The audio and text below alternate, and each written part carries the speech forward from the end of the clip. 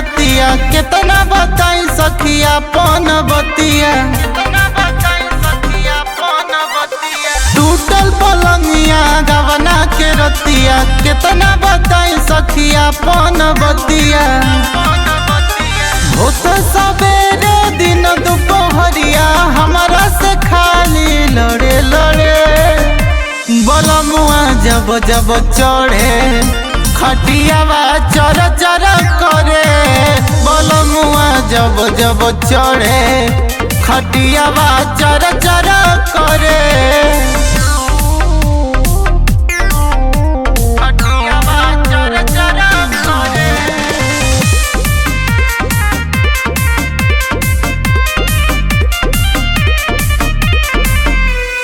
कितना बताई सैया के कहानी कोड़ देला रोज रोज हमार जवानी।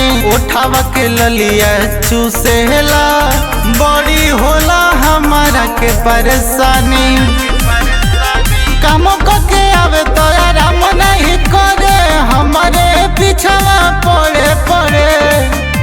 बलमुआ जब जब करे खटियावा चर चर करे। बलमुआ जब जब करे खटियावा चर चर करे।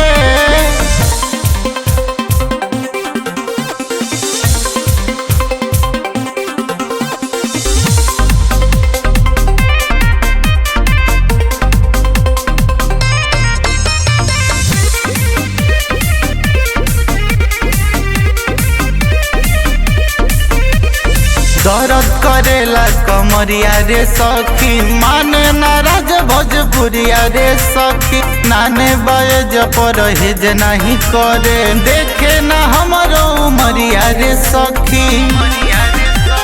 गाल सुहराब कब बल सुहरावे कब कलैया धरे धरे। बलमुआ जब जब करे खटियावा चर चर करे। बलमुआ जब जब करे खटियावा चर चर करे।